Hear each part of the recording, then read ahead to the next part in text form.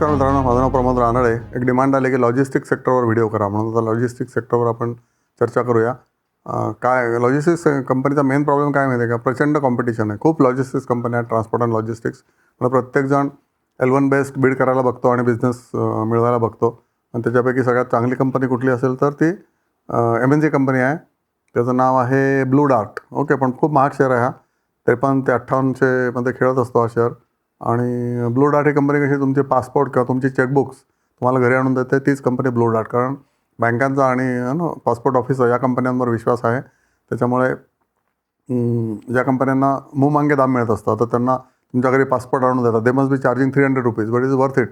Okay, त्यानंतर chequebook तुम्हाला आणून देतात घरी. दे मस्ट बी चार्जिंग ₹100 और ₹150 पर डिलिव्हरी. ओके, आता काही लोक पोस्टामार्फे पण पाठवायला लागलेत, पण आत्तापर्यंत ब्लू डार्टमधून तुमची चेकबुक्स आणि पासपोर्ट येत होते. ओके, त्यानंतर दुसरा शेअर कुठला आहे तर VRL logistics. Okay, VRL logistics पण ही पण चांगली कंपनी आहे. ओके, साऊथ बेस्ड कंपनी आहे. पण ह्याचे पण जे इश्यू आहेत ते कॉम्पिटिशनचंच आहे. ओके, कधी कंपनी उत्तम करते, सध्या खाली आलेला आहे शेअर कारण कॉम्पिटिशन जबरदस्त असल्यामुळे प्रॉफिट्स थोडेसे पडलेले होते. तर VRL लॉजिस्टिक्सचे नेट प्रॉफिट किती झालेत गेले 12 क्वार्टरमध्ये 1.4 टाईम्स झालेत. म्हणजे 40% इन्क्रीज झालेले त्यांचे प्रॉफिट्स. आणि सेल्स तेवढ्यात ते म्हणजे सेल्स स्टॅटिक राहिलेले आहेत कारण कॉम्पिटिशन जबरदस्त आहे. तो पण ऑब्वियसली त्यांनी इंटरनल एफिशियन्समधून हे 40% प्रॉफिट एक्स्ट्रा काढलेलं. त्यामुळे ह्या शेअरकडे बघायला हरकत नाही आहे. नंतर GDL, ओके, गेटवे डिस्ट्रीपॅक्स, ही पण कंटेनर लॉजिस्टिक्स बघते आणि ट्रान्सपोर्ट पण करते आणि यांचे वेअरहाऊसिंग पण बिझनेस आहे. वेअरहाऊसिंग अँड ट्रान्सपोर्ट आणि लॉजिस्टिक्स सगळं एकत्रच राहतात. राईट, वेअरहाऊसिंगच्या वेगळ्या कंपन्या नाही. तर GDL ही सुद्धा कंपनी 100वरनं किंवा 120वरनं सध्या 55 ते 60 रुपयाला आली असेल. ह्याचे पण रिझल्ट्स फ्लिपफ्लॉप असतात. ओके, ह्याचं इक्विटी गेल्या 2 वर्षामध्ये एकदम 500 कोटी करून टाकलेलं आहे. जे आधी 20 कोटी वगैरे होतं. तर 500 कोटी इक्विटीच्या कंपन्या चालत नाहीत. ओके, मिनिमम कॅपिटल कमीत कमी असेल तर कंपन्यांचं ते शेअर्स चालतात. आणि ह्याला बॉरोईंग पण भरपूर आहे कारण एक्सपान्शन मोडमध्येच आहे ही कंपनी फॉर एव्हर. ओके, जशी Adani is in expansion mode forever. Okay, कधीतरी रिलायन्स टाईप झिरो डेट होईल.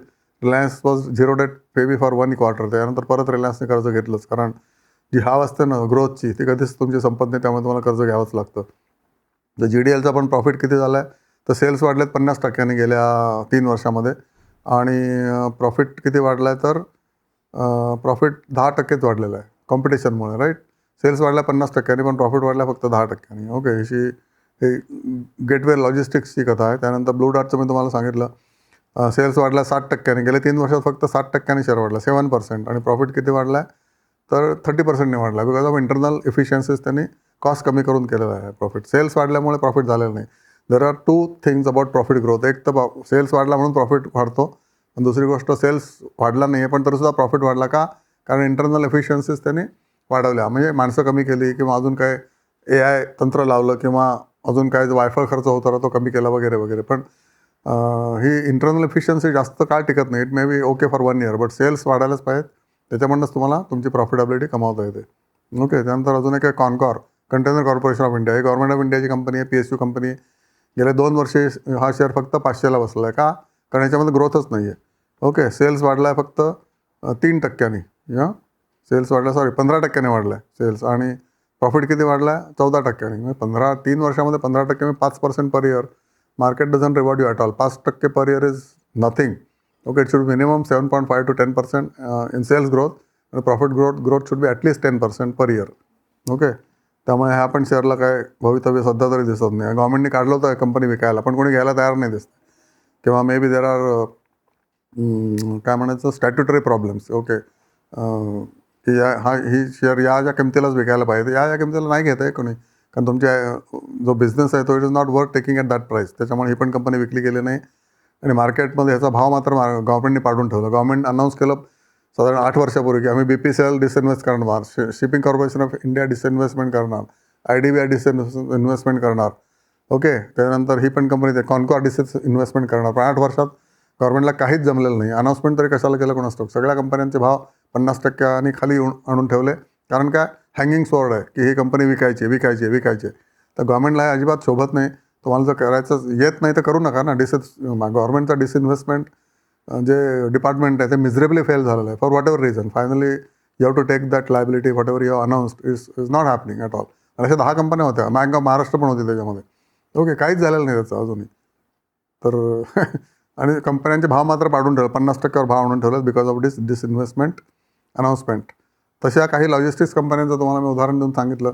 कॉम्पिटिशन प्रचंड आहे आणि ऑब्व्हियसली लॉजिस्टिक्स कंपन्यांना प्रीमियम मिळत नाही, कारण तू नाही नेत का दुसऱ्या माणसाला फोन करतो, तिसऱ्या माणसाला फोन करतो, कोणीतरी ट्रक पाठवेल असतं त्या रेटला उचलून घेऊन जाईल ना माल, राईट. कॉम्पिटिशन जर नसेल ह्याच्यामध्ये डिफरन्शिएटर काहीच नाही आहे, राईट.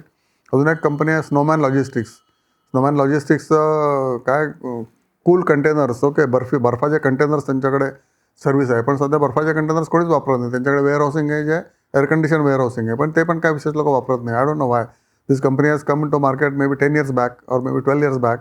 IPO आला होता 85 रुपयाला आणि सध्या तो पडीक शेअर आहे 40 रुपयाला. त्यामुळे लॉजिस्टिक शेअर्सला कोणीही हात लावायला तयार नाही मार्केटमध्ये.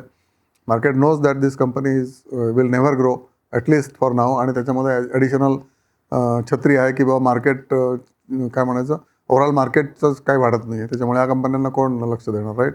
जेव्हा सगळे चांगले शेअर घेऊन वरती जातील तेव्हा उरलेले शेअर घ्यायचे असेल तर कंटेनर कॉर्पोरेशन किंवा हे या कंपन्यावरती जातील, ज्या लॉजिस्टिक्सच्या आहेत. सगळ्यात अनप्रेफर्ड म्हणजे सगळ्यात काय म्हणायचं दळभद्री सेक्शन हा लॉजिस्टिक्स कंपन्यांचा ॲज ऑफ नाव असा दिसतोय.